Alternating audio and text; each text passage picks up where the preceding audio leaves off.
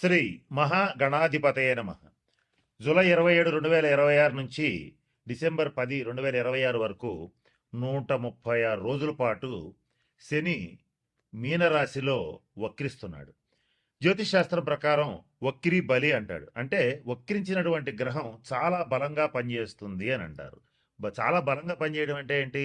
ద్వాదశ రాశుల వాళ్ళ మీద పాజిటివ్ కొన్ని రాశులకు ఇస్తుంది. అది ఆల్రెడీ మన వాయిస్ ఆఫ్ వేసిన ఛానల్లో ఒక వీడియో చేశాను, అది గమనించండి. అలాగే కొంతమంది మీద మాత్రం నెగిటివ్ ఇంపాక్ట్ పడుతుంది, అది కూడా బలంగా పడుతుంది. అయితే ఆ ఏ రాశుల వాళ్ళకి ఇప్పుడు వ్యతిరేకమైన ప్రభావాలు ఇవ్వబోతున్నాడు. ఆ వ్యతిరేకమైన ప్రభావాలని మీకు అనుకూలంగా మలుచుకోవాలన్నా లేదా వాటి నుంచి తప్పించుకోవాలన్నా ఏ రకమైన పరిహారాలు చేయాలి, ఏ రకమైన నిర్ణయాలు తీసుకోవాలి, ఇటువంటి అనేక విషయాల గురించి క్లుప్తంగా మీకు నేను ఇప్పుడు తెలియజేయడానికి ప్రయత్నం చేస్తాను. వీటిలో మొట్టమొదటిది ఈ శని వక్ర ప్రభావానికి గురయ్యేటువంటి రాశి కుంభరాశి. కుంభరాశి వాళ్ళకి ఈ 136 రోజుల్లో ఏ ఇబ్బందులు రాబోతున్నాయి, ఏ రకంగా పరిష్కరించుకోవాలి? కుంభరాశి వారికి వారి వారి జన్మ జాతక రీత్యా కొన్ని చెప్తాను. వాటిలో అన్నీ వస్తాయని కాదు, కొన్ని వస్తాయి, కొన్ని రావు. కుంభరాశి వాళ్ళలో ఎక్కువ మందికి అనారోగ్య సంబంధమైనటువంటి ఇబ్బందులు వస్తాయి. అంటే కొంత శరీరం రోగగ్రస్తం అయ్యే అవకాశం ఉంటుంది. ఇటువంటి పరిస్థితులు గనక మీకు ఈ 136 రోజుల్లో మొదలైతే మీరు చేయాల్సింది ఏంటంటే వెంటనే శనీశ్వరుడికి సంబంధించిన శాంతి పరిహార క్రియల్ని మన వాయిస్ ఆఫ్ వేసిన ఛానల్లో షార్ట్స్ రూపంలో అలాగే వేరే వీడియో రూపంలో చెప్పాను, అవి చేసుకోండి. కానీ ఇక్కడ చివరిలో కొన్ని పరిహారాలు ఇస్తాను, అవి గమనించండి.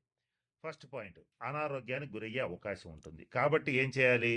కుంభరాశి వాళ్ళు పొరపాటును కూడా ఈ 136 రోజులు ఆహార విహార నియమాలు పాటించాలి. అంటే ఎక్కడ పడితే అక్కడ తినటం, ఎట్లా పడితే అట్లా తిరగటం, ఎప్పుడు పడితే అప్పుడు నిద్రపోవటం, ఇలాంటివి చేయకూడదు.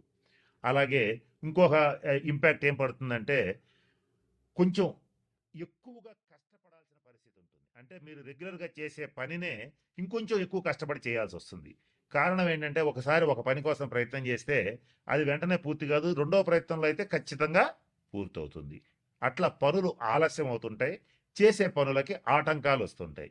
ఇలా వస్తున్నా కూడా శనీశ్వరుడికి సంబంధించిన పరిహార క్రియలు పాటించాలి. అలాగే ముఖ్యంగా కుంభరాశి వాళ్ళకి విపరీతమైనటువంటి అలసట, అకాల నిద్ర, అకాల భోజనం ఇలాంటివి అన్నీ కూడా ఉంటాయి. వీటిని ప్రయత్నపూర్వకంగా తప్పించుకోవాలి.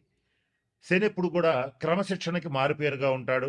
శని రాశి అయినటువంటి కుంభరాశి వాళ్ళు ముఖ్యంగా జీవితంలో ఈ శని వక్రించినప్పుడే కాదు, ఎప్పుడైనా తెలుసుకోవాల్సిన అంశం ఏంటంటే first of all disciplined life, క్రమశిక్షణతో కూడినటువంటి జీవితాన్ని గడపటం, జీవితంలో క్రమశిక్షణ అనేది ఒక భాగంగా చేసుకోవటం అలవాటు చేసుకోవాలి.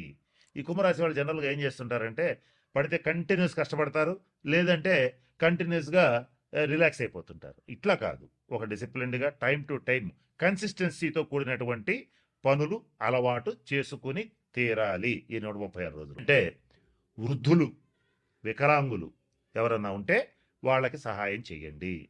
అది ఆర్థికంగా కావచ్చు, అలాగే వాళ్ళకి సర్వీస్ చేయటం కావచ్చు. వికలాంగులు ముఖ్యంగా ఎవరైనా కుంటి వాళ్ళు ఎవరైనా ఉంటే వాళ్ళకి ట్రైసైకిల్స్ అంటే 3 చక్రాల బండ్లు ఇవ్వటం కానీ, లేదా వాళ్ళ ఆసుపత్రి ఖర్చులకు డబ్బులు ఇవ్వటం కానీ. రోగుల్లో కూడా మామూలు రోగులుగా దీర్ఘ రోగులు, కొన్ని దీర్ఘ రోగులకి తరుణ రోగులకి తేడా ఏంటంటే తరుణ వ్యాధులు అంటే అప్పుడు వచ్చి అప్పుడే వారం 10 రోజుల్లో తగ్గిపోతాయి.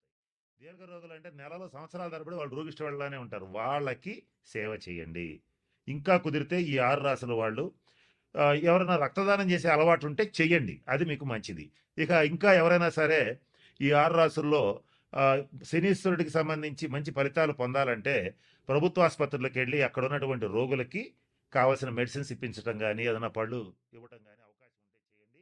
ముఖ్యంగా వృద్ధాశ్రమాలు, అనాథాశ్రమాలు కాదు, వృద్ధాశ్రమాలు ఎవరికైతే ఉంటాయో అక్కడికి వెళ్ళి వృద్ధులకి సేవ చేయండి. వాళ్ళకి కావాల్సిన వైద్య సదుపాయం కల్పించండి, వాళ్ళకి కావాల్సిన సేవలు చేయండి. శని గ్రహం అనేటువంటి వృద్ధుల్ని సూచిస్తుంది, నల్లటి వాళ్ళని సూచిస్తుంది, కుంటి వాళ్ళని సూచిస్తుంది. అలాగే నలుపుకి సంబంధించినటువంటి విషయాలు, నూనెలకు సంబంధించిన విషయాలు, పత్తికి సంబంధించిన విషయాలు సూచిస్తుంది. ఈ 6 రాశుల్లో ఇటువంటి వాటికి సంబంధించి వృత్తి వ్యాపారాలు చేసేటువంటి వాళ్ళు చాలా జాగ్రత్తగా ఉండాలి. వీళ్ళకి తగిన నిర్ణయాలు తీసుకోవాలి, తగిన శాంతి పరిహార క్రియలు పాటించాలి. ఇలా చేస్తే ఖచ్చితంగా మంచి ఫలితాలు ఉంటాయి. ఇంకొక ముఖ్యమైన విషయం, శని ఎప్పుడు కూడా క్రమశిక్షణను కోరుకుంటాడు, ఆనెస్టీ, నీతి నిజాయితీలను కోరుకుంటాడు. ఈ 6 రాశుల్లో ఎవరైతే నీతిగా నిజాయితీగా ఉంటారో, క్రమశిక్షణతో ఉంటారో, పరద్రవ్యాన్ని ఆశించరో, అంటే ఎదుటివాడి ఇల్లు కొంప కొల్లగొట్టి కాజేయాలనుకోరో, వాళ్ళకి మాత్రం మంచి ఫలితాలు ఉంటాయి.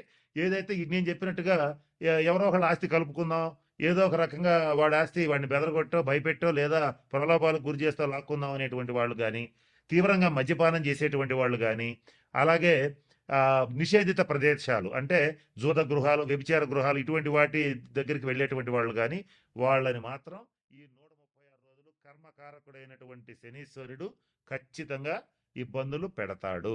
కాబట్టి వాటి జోలికి ఖచ్చితంగా పోవద్దు. ఈ 136 రోజులు అసలు పోవద్దు. కనుక నేను చెప్పినటువంటి విషయాలు గమనంలో పెట్టుకోండి, జాగ్రత్తలు పాటించండి. మన ఛానల్లోనే ఇంకా పరిహారాలు ఇస్తాను, మీకు షార్ట్స్ రూపంలో కూడా ఇస్తాను.